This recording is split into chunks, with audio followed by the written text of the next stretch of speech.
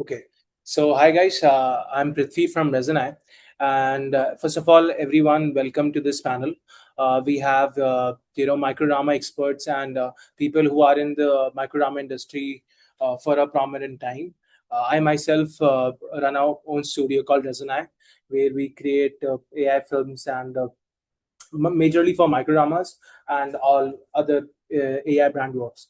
So today in the panel we have Mr. Pankaj, who is a senior BD manager at SocialPeta, Racheal, Leigh, microdrama and screenwriting expert, and we have Noreen Sodhi, who herself is a CEO at Argyle Media. So we have these panelists with us here, who is going to walk us, and we're going to walk us through the ways that microdrama is changing the content media, and also like the way that AI is being integrated in microdrama. So yeah, uh, that is what we're going to discuss. So uh, then we can, we can let's just start with the panelists can introduce themselves. So yeah, Rachel, on to you. Hi, I'm Racheal Leigh. I run Rae Productions in Australia. Very excited to be here, and I am a microdrama screenwriter and small indie film producer. Then we have Pankaj. Pankaj can introduce himself. Sure. Thank you. Hi, everyone, for joining this session. My name is Pankaj. I'm a part of SocialPeta team. Been associated with SocialPeta for more than 4 years now. We are very excited to uh, present our insights to microdrama industry. I mean, this is something that we have started collecting and collating the data for probably 5.5 years ago. And during those times, I mean, we were very sure that this niche category will grow and probably will become a mainstream entertainment category, which is like truth now. So we support like creative aspects, advertiser details, as well as a lot of details for the content marketing team for the micro dramas. Would like to learn your insights as we go. Thank you. Okay, then we have Mrs. Noreen Sodhi. Hello, everyone. I'm Noreen, and I am the producer, filmmaker, and CEO at Argyle Media. I've been a filmmaker for a while now, and past couple of years, stepped into AI filmmaking. Uh, the main reason I stepped into AI filmmaking were the very basic rules. It's fast, it's cheap, and you can build and scale. But when you hands-on get into AI filmmaking, you realize there are way more complications than the easier aspects. So understanding the content creation, the continuity, the prompt structuring, it's been a journey. And we recently launched our a microdrama by the name The Algorithm Matched Me with My Ex. It's available on Loop Premium and Reelwala. You can always check it out. So that's me in a nutshell. Great, great.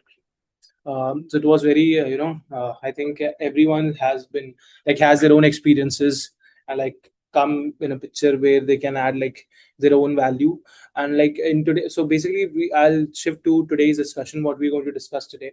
So today's discussion is about how, we will have like AI, as an intelligence system, integrating in not just into, the short drama, but into other part of the media as well. I'll start with a very general question with you guys.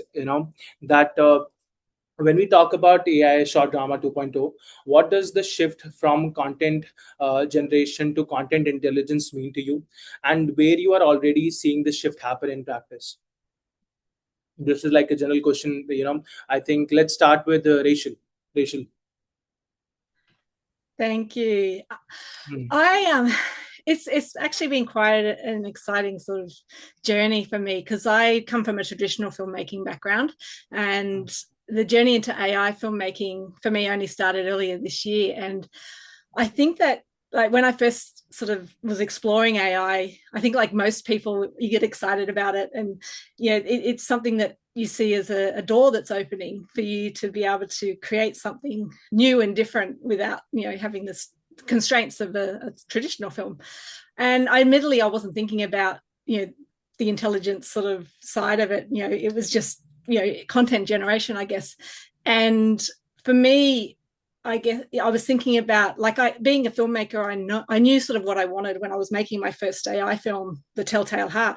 I knew that how I wanted it to look, and I already knew what the characters should look like. And so for me, it wasn't about just going in and prompting AI to, this is my story, make it for me. I was actually creating these characters the way I saw them, and creating the locations, and putting it all together, and editing it all together. And I think that was probably my first step towards going from just being a generator to being sort of content intelligence. And I think that there's a lack of understanding around the difference between those two, absolutely, especially here in Australia, because AI is still very contentious. But it actually felt really creative to be able to do that. I still felt like a filmmaker, even though we weren't going out on location and filming it. And but it did, when I started sort of playing around with it a bit more after I made The Telltale Heart, I was making some episodes of a microdrama that I wrote, and I was making them a little bit more realistic. And I had used my own, as an actor, I had my own headshot, so I created a character based on myself. But it got me thinking about the whole, using someone else's likeness and infringing on someone's look. And I thought, oh, this, can be a concern. Well, obviously, is a big concern today. And so I actually reached out to one of my old lecturers, Julia from Argyle Media here. She runs workshops on ethical use of AI. And it made me wonder, I thought, because I'd never thought about ethical use of AI and generative AI. And I thought, is it even possible to do that? And it is, but I think there's still a long way to go with that. And that was sort of my turning point, sort of realizing that we do need to be responsible for what we're creating with AI, not just generating stuff and letting AI make those decisions for us. And I think that's what the difference is between the two. Generation, you can just say, AI, make me something. But when you're changing it to intelligence, you're going, what should I be making? Is it my creation, my idea, and am I responsible? And what am I responsible for once I've made it? So I think that, it's one thing to say that it definitely makes things faster and cheaper, and it's very very exciting for a lot of indie filmmakers, smaller filmmakers like myself, and to be able to have that door open and to make our stories. But we do need to be more responsible as to how we use it, so that we're not infringing on people's looks, and that we are doing it right. It's exciting to know that there are now avenues where people are licensing their images, and I'm actually quite keen to sort of go down that path of using people's images with their permission and creating sort of stuff that way as well, because I think that also opens other doors for creators as well. So there's a lot of potential for this, as long as it's done the right way. And I can see that this is going to be getting to the point where it's going to be applied at an industry level. I mean, people are already talking about it. The discussions are open, but there's still a gap there. And that's something that I think we certainly need to talk more about, which is why we're here today. So it's an exciting future, I think. Yeah. I completely agree with you. I think it's not just about just throwing your generic prompts and then expecting something amazing out of AI. It's like AI is mostly like this. I think it's like a chaos chamber, which if you are like well to play with it, can yield like great results. If you're just very generic with it, it's just going to throw something random to you, and which, like, a lot of people, and that is where like the creativity lies. I think creative intelligence is this only, identifying patterns and how can you turn the chaos and vessel it into something meaningful. Yeah. So yeah, that was my, I think I completely agree with you in terms of what you think as content intelligence, and just like using AI as an assistance of your creativity, or just using AI as a crutch. I think that's a way, like that's a major difference in between the two. So yeah. Absolutely. It's Yeah, yeah, there's a lot of opportunities there, but we've got to be, careful of how we use it, and that we are doing the right thing. yeah. Okay. Okay, Pankaj, I want to hear like what views do you have about this, and like where do you see AI and content intelligence going ahead? Sure. I mean, this really, it was really interesting to hear the experience from Racheal. From our perspective, I mean, since we work with all sort of apps, people who are like early adopters, who are probably are trendsetters at the moment, and there are some new players who are coming.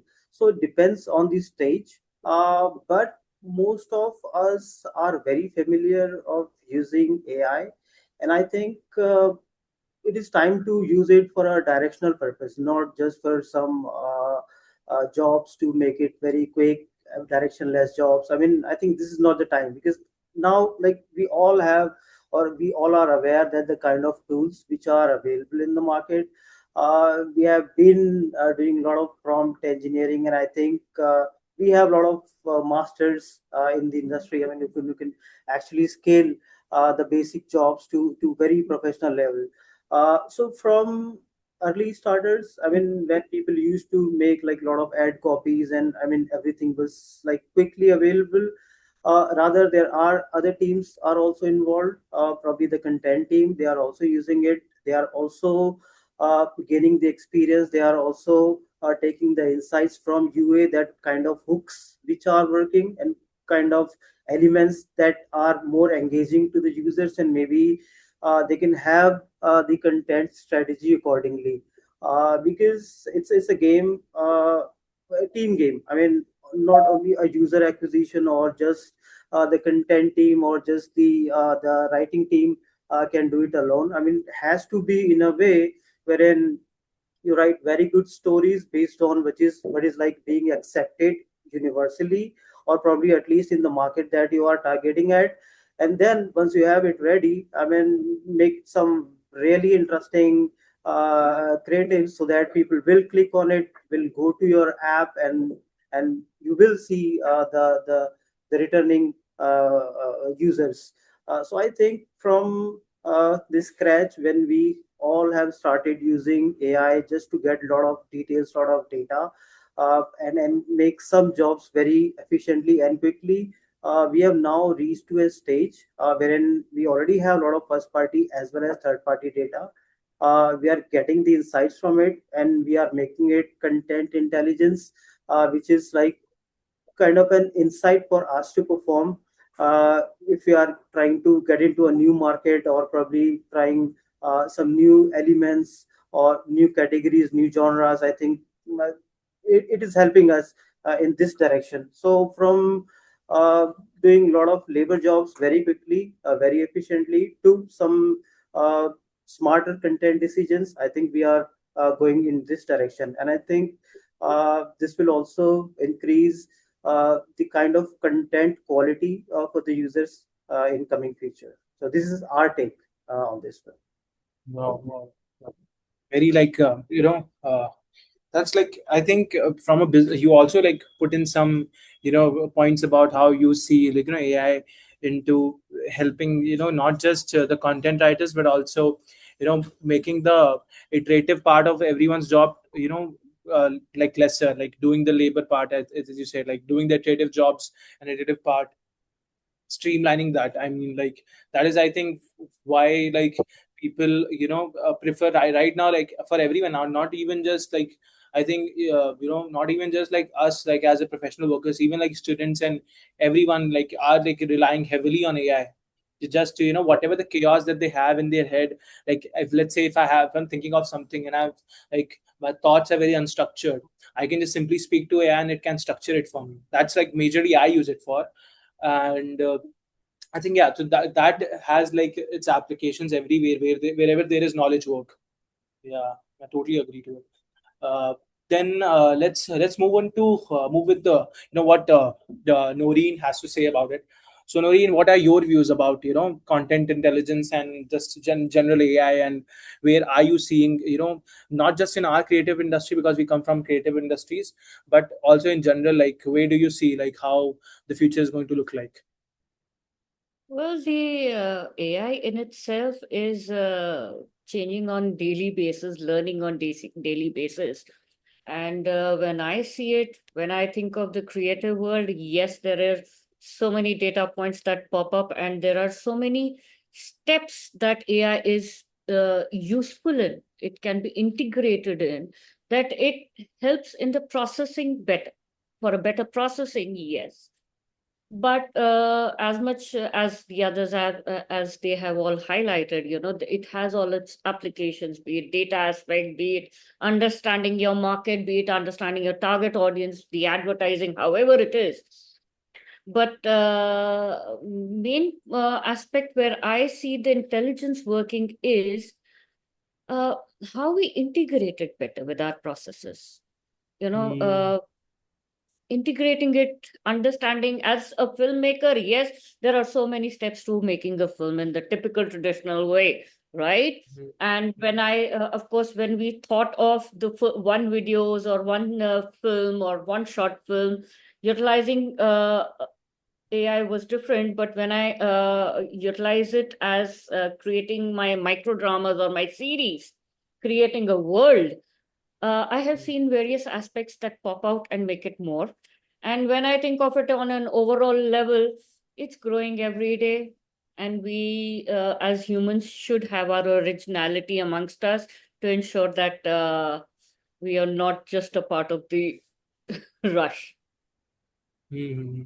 But I think speaking of the originality, I think basically every AI model, not just any like it's mainstream model, every AI model is trained on human data, right? And human data which has a prominence in the history and over the human time span.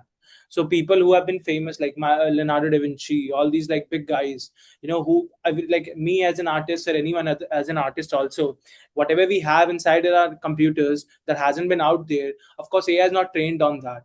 AI is trained on something that has been popular, right? So I think the originality part, I think, is of course still is rare, because AI is obviously trained on what people generally like and what the general consensus is. And giving that taste to AI is very particular, which you said, right? 100%.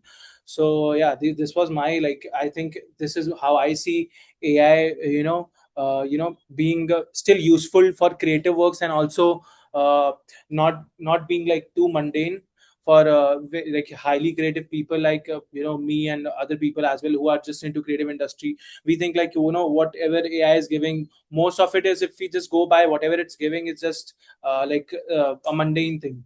But if we just add like our own flavors and our own thoughts to it and train it more with our agentic workflows, it will be like way more useful to us. And like uh, you know uh, Pankaj ji also said that it will like help us get those iterative part like streamlined, because we can just simply think of creative jobs, and then the iterations can be done by our agents, or like the agentic workflow with which AI offers. Yeah. Absolutely. I am a storyteller, and I'm a very strong believer that everything, when it comes to creative, it starts from you. It doesn't start from the others. It starts from you, where you take it, how you guide it, and how you structure it. There are so many stories retold, but how it is told is the most important point. So, as a filmmaker, I strongly believe, and I use AI in every day, trust me, for a lot of things. But Mm. main thing is it starts from me, and that's where it flows. Mm. Great, great, great. I have some specific questions coming in for every one of you guys. Yeah. So let's start with the Racheal. Racheal, congratulations on bringing Circle of Secrets, The Curse of Evelyn to the Anamama app. and the story began as a stage play you wrote in 1997, and now become an AI-assisted animated vertical microdrama. How did AI shape the adaptation, and which creative decisions still depended on you? Yeah, that's what I want to know. Thank you. Yes, 30 years ago, I wrote that story. I'm showing my age now. I know I don't look it. But yes, it's been an interesting journey because I did write that as a stage play, and it needed a lot of development. And over the years, I sort of went from theatre acting into film acting and wanted to make it into a film, but nothing ever sort of felt right. And when I discovered the vertical microdrama scene sort of earlier last year, I realized that was finally the way I wanted to tell this story. And so it was actually one of the first microdramas that I wrote. I rewrote the story from being a sort of 10-minute stage play into a 22-episode microdrama. But once again, it was my first time writing a microdrama, and so I still need a lot of work. So I put it aside, went and did lots of studies, and the first actual, when I started playing with AI, as I mentioned earlier, the first AI film I made was The Telltale Heart, because I was using AI to create posters to sort of go with my screenplays as part of the promotion things that you do. And I thought, I had already written an adaptation of The Telltale Heart. And I thought I could probably have a go at doing this myself, because it was just taking sort of, creating the sort of shots, I guess, creating a storyboard using shots and then creating the videos from that and then editing together. And so I did that. I was using Leonardo AI at the time, which wasn't really designed for filmmaking like some of the others are now. But I created the videos and then put it into Adobe and edited it. And I was quite pleased with how it turned out. And so it's actually still been doing the film festival circuit, and it's actually been doing quite well. And that sort of made me think of maybe there is, something here about it, because I would never have been able to make that myself as a live action. And that was when the opportunity with Animana came up to create something for them. And they wanted something, a little bit different. And that was when I pulled out the Circle of Secrets. And I'm like, well, this is the right time. I had actually been planning to do Circle of Secrets as a live action, and I had a read through. I had sort of rewritten it again and then sat down with some actors, friends, and we had a read through. And then I was doing the pre-production. And if you know about general filmmaking, things, even as a no budget production, you still have costs of location fees and insurance and all that sort of stuff. And I thought, it was going to cost like probably $10,000 Australian to make it. And that was before even paying cast and crew.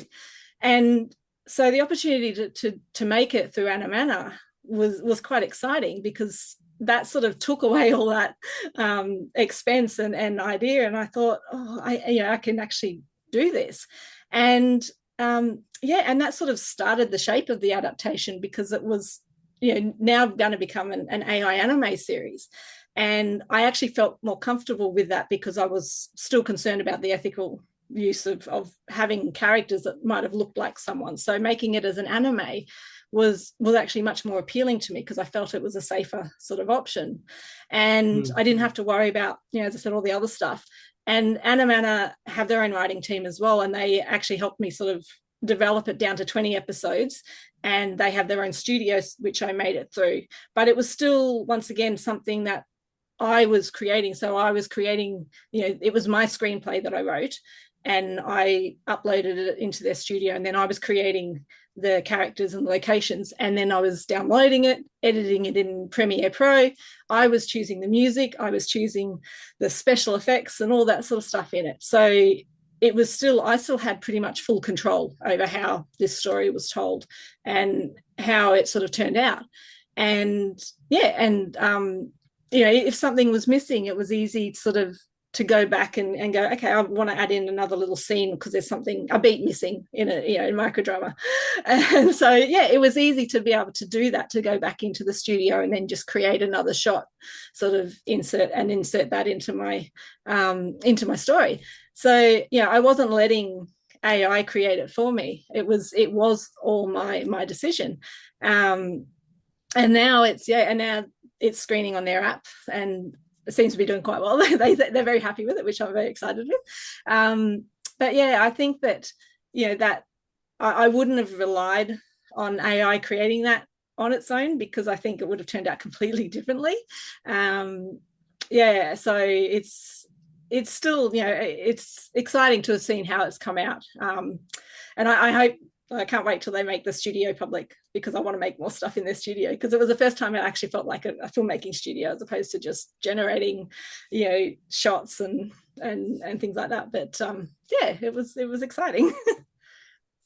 Yeah, great to hear that.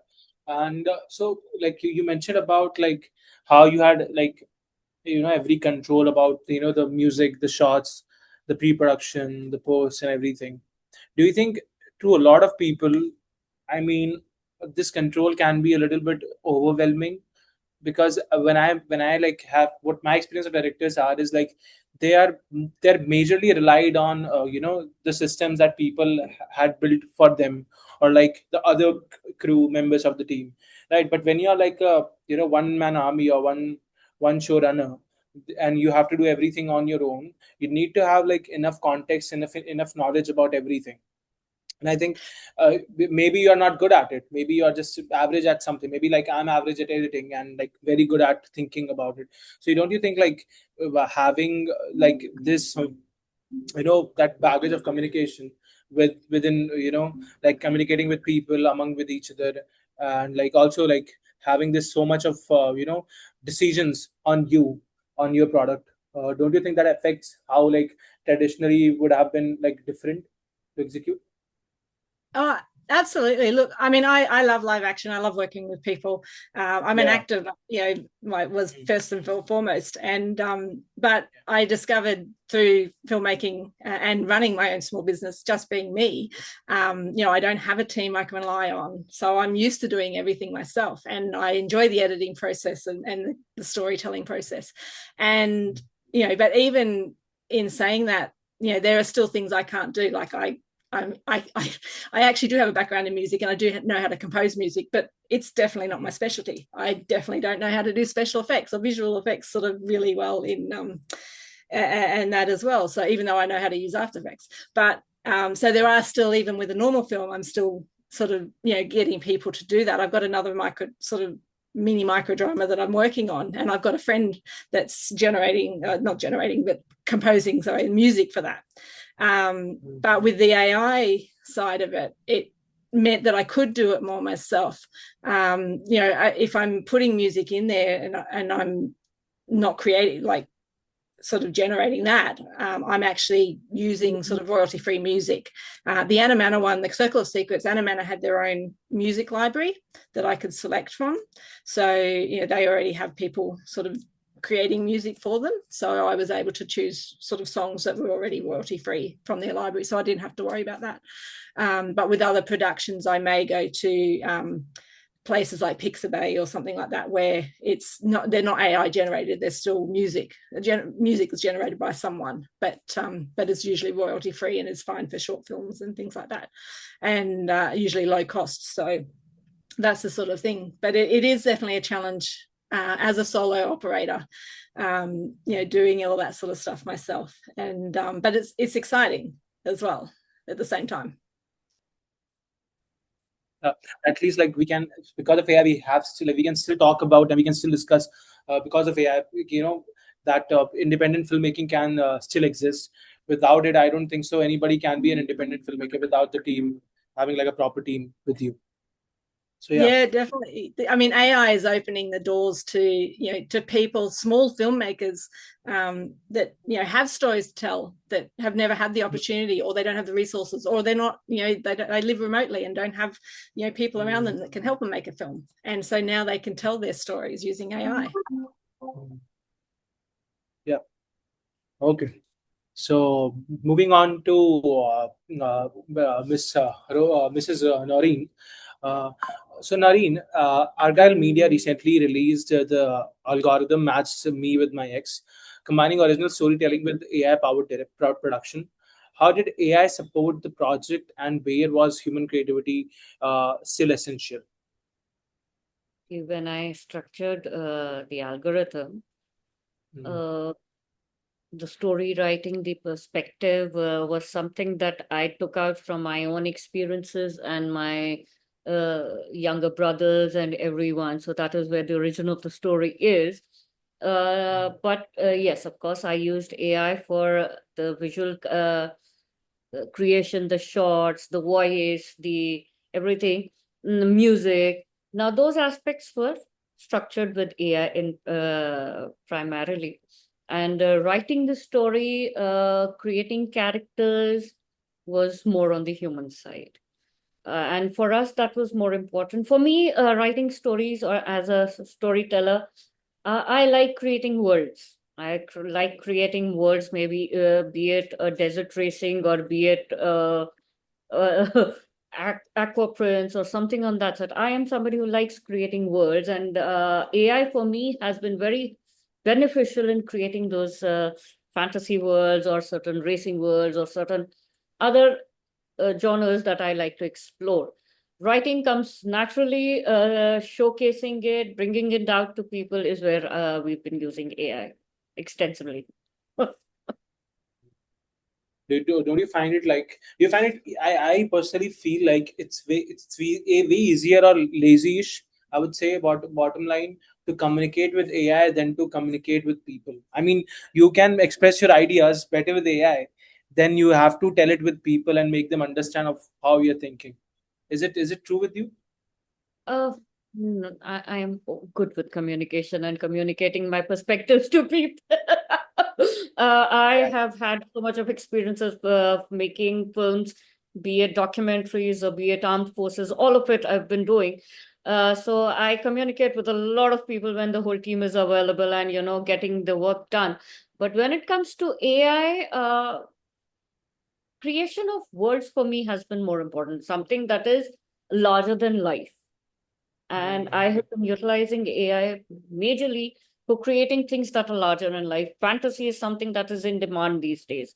So when you're thinking at a fantasy level, uh, I might be able to communicate it, but I still would need a lot of money to get that happening, honestly. So to get that happening, to get those worlds into existence, uh, they matter to me. I like telling grand stories, and when you have certain grand stories, you have to have grander, showcase. Because I'll give you an example. We were working on a docudrama series that we are structuring, and it has men on boat, traveling the world around, going around the world in a small boat, and reaching out to those exotic places. Now, getting that onto screen and a lot of animation and a lot of VFX is going to be applied, and that is where AI has been helpful for me to be recreating certain things that have the value, that have the look and feel, and that can tell my story. Yeah, well said. Well said. Okay.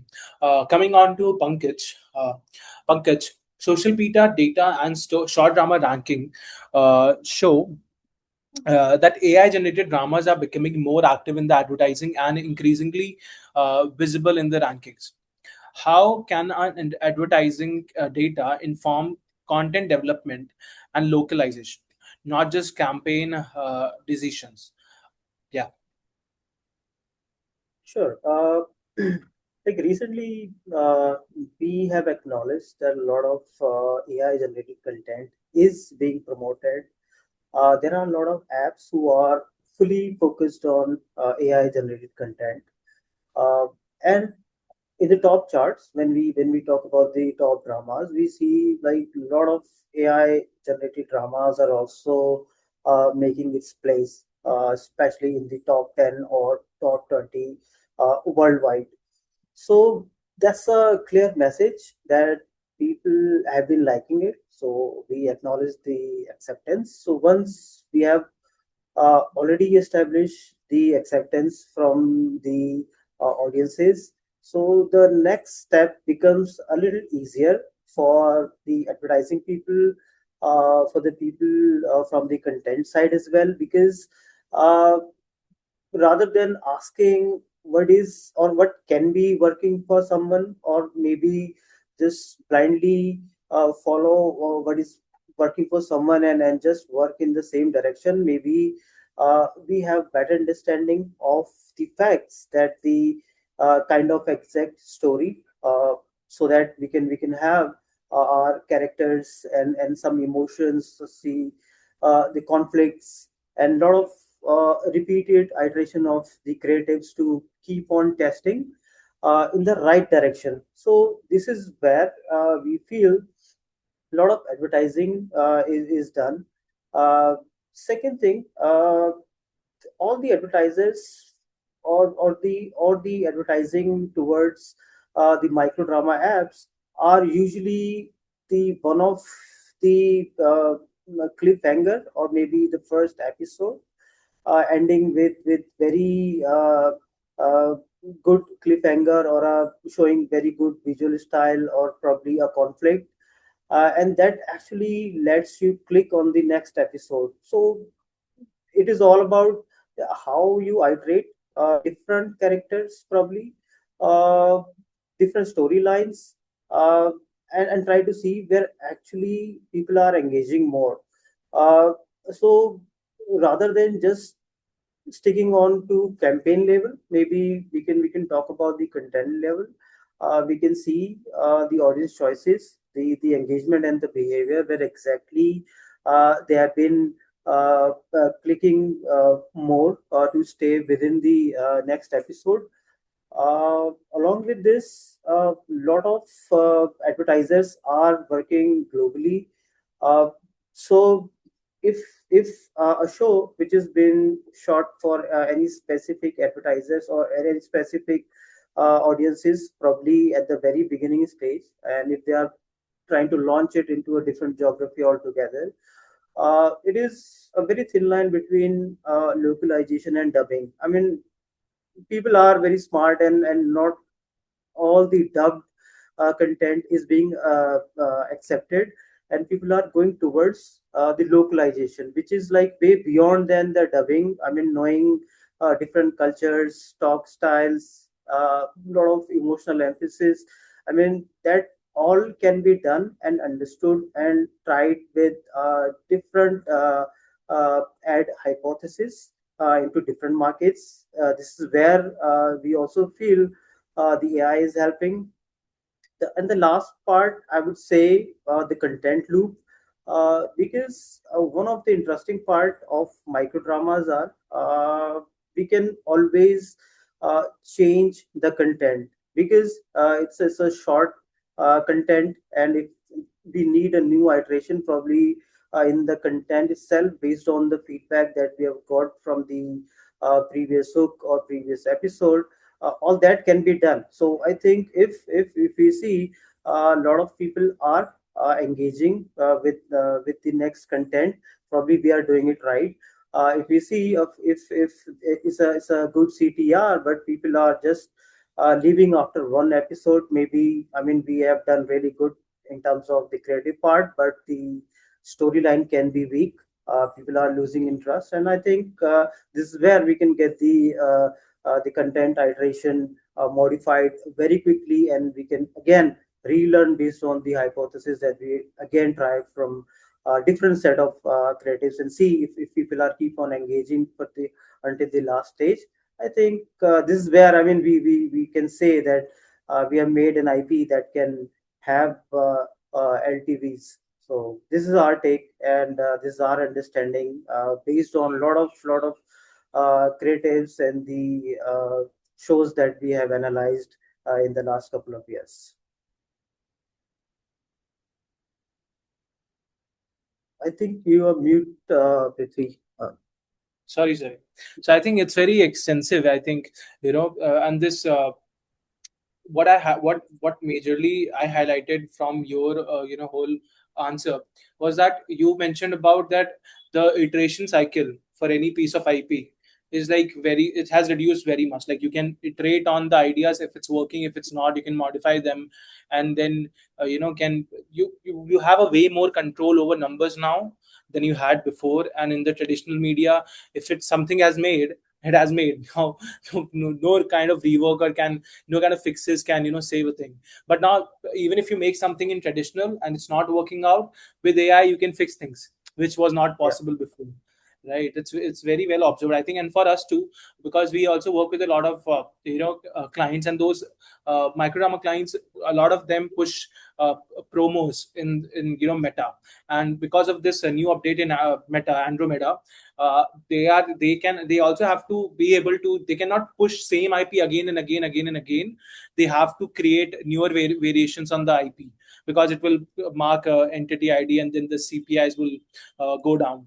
So because of AI, it's feasible for any platform now to maintain a CPI, and they can churn out more content. If it wasn't have been possible without AI. And I think it's like a a chicken and egg problem, which because of AI it was created. And if there was no AI, there wouldn't have been an Andromeda, and people would have been, you know the content churn wouldn't have been that much, whatever it is right now. Yeah. So I'll come to my last question to each one of you guys. Uh, Looking ahead, what would be the biggest difference between teams that simply use AI tools and those that have truly built content intelligence? So yeah, so I think let's start with Noreen this time. So Noreen, what do you think about this? See, I do think, as I did say, creating AI pipelines, consistency, prompts, and other filmmaking aspects, writing, storyboard, characters, all definition. Now, if we are not integrating it at every step, and understanding the process, uh, it does get disjointed. It does, fall apart. So integrating AI at all these steps, and having an understanding how to play it up. AI is getting intelligent, but how to play it up and how to create the whole consistency is where I do think the AI is going to make more of a difference. Just using it as a tool, you are using it as a tool, it is going to be just structured and not a part of the whole story. It has to be a part of the whole story to be able to get something seamless and consistent. Consistency being one of the biggest issue when it comes to AI, and having the understanding to working with those prompts, the prompt structuring and the engineering is a very important aspect, where the intelligence aspect of AI and integration has to be marked in the whole pipeline of the structure. Wow, wow, wow. So I think what you're trying to say is that you have to integrate AI at the pipeline level, not only like at one level.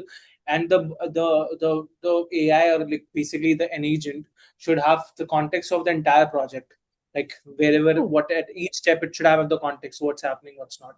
Yeah, and true. I think that is the way to go. See, when if I'm on a very basic level of working at it, if I'm just doing one aspect of it, you fall apart at the expressions, you fall apart at the voice modulation, you fall apart at the music at times. So if you're Mm. moving with it, you have to keep it consistent at various levels of it. So that is why the integration has to be there to get a seamless product at the end of the process. Pipeline has to be thorough, and the story has to be strong. Mm. Yeah, definitely. The story, everything lies at the story. I mean, yeah. Added. Moving on Absolutely. to Rachel, what do you think? Where does what separates a team using AI and what and a team actually using content intelligence? What do you think? What's the separation here?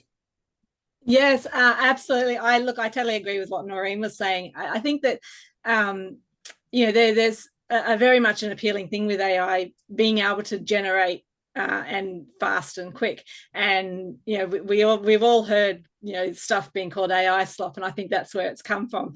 Is that that is the difference between people just going into AI and going, write me a script and make me a film. And any screenwriter that knows AI cannot write screenplays because they don't have the human emotions that we have, and that's why we're getting these low quality sort of content and inconsistencies being put out, and that's where that gap is between that content generation and content intelligence. And it's sort of slowly those of us that are sort of thinking about it, where we are going through that pipeline, we are having a slower process when we're creating, because we're actually planning out what we want first and going down that direction. We're thinking about the ethics and where these characters are coming from. They are coming from us, like Noreen said. It's us first, human first. And we're therefore building that more sustainable pipeline, and we're being accountable and responsible for what we're making. And we are, I mean, even just in the last 12 months, how far AI has come with quality, and those human decisions and that we're making now, it's going to just sort of grow on that. And I think in the future, it's going to be those of us that are taking that sort of pipeline seriously are the ones that are going to still be there, that in 3 to 5 years time, we're going to be sort of have that better reputation, I guess, for doing what we're doing. Yeah, I guess you're right. In the 3 to 5 year span, I think the slop is going to be dead. Like there won't be any slop out there. I mean, I hope there won't be.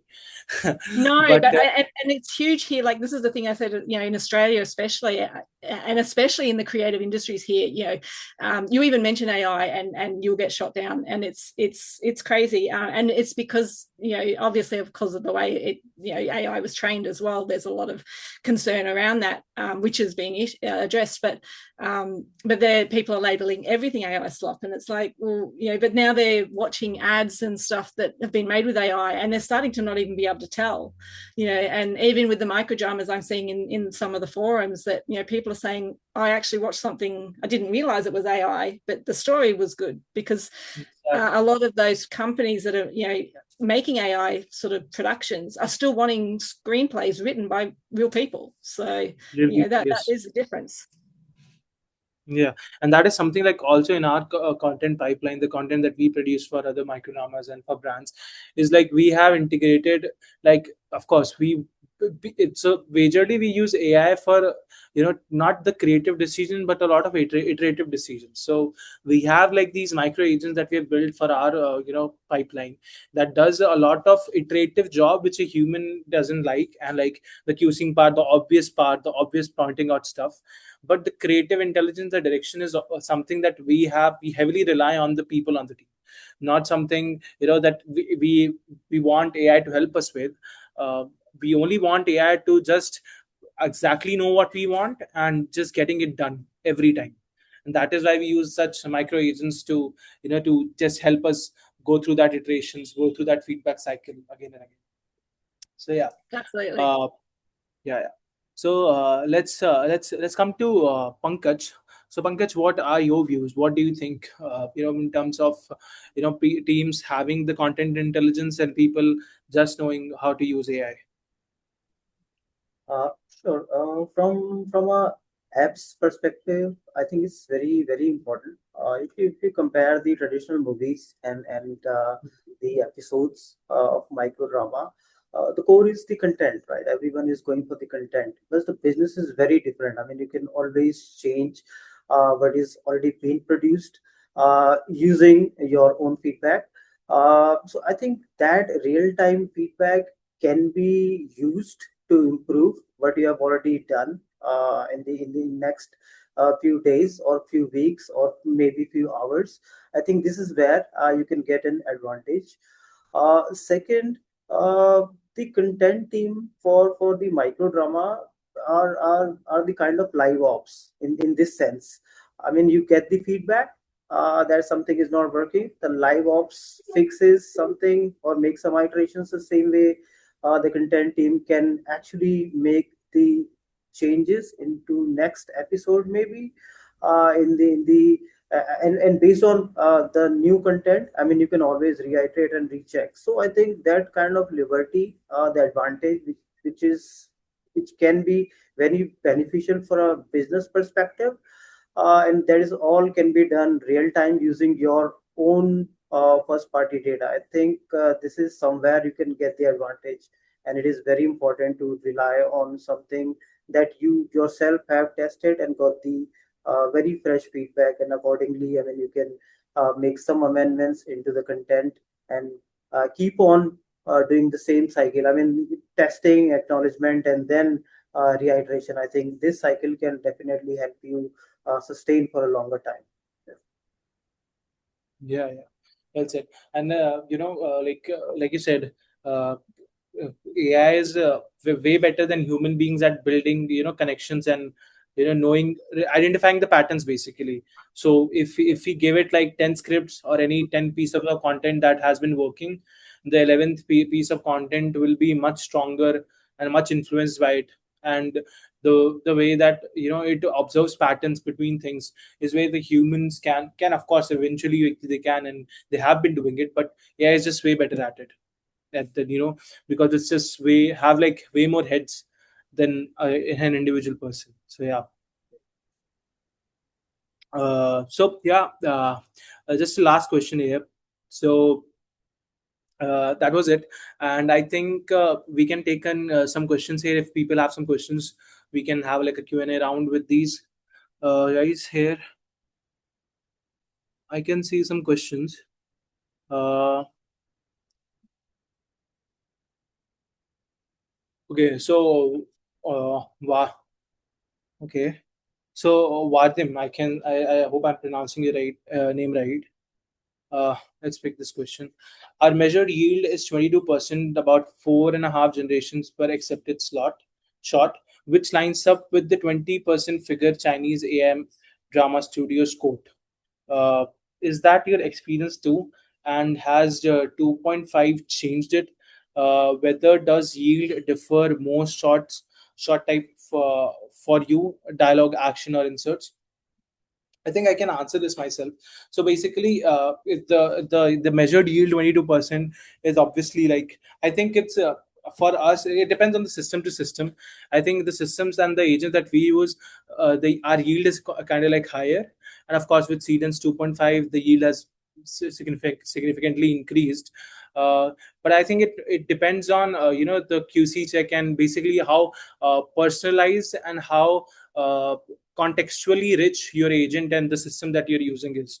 It entirely depends on that, and you can avoid a lot of uh, wasted churn by just being if you're very clear about what kind of result you want to get, and what kind of and that is entirely the context is. So I think just building the context part very well will solve a lot of the yield related problems. Yeah. Anyone else?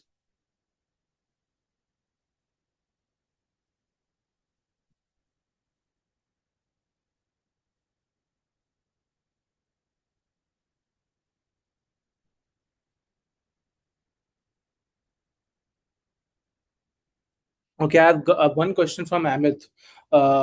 Hi, how are you people? How many people are on Microdrama production team? Also, what should the optimal cost per episode be? Are optimal figures calculated on a per minute basis or per episode?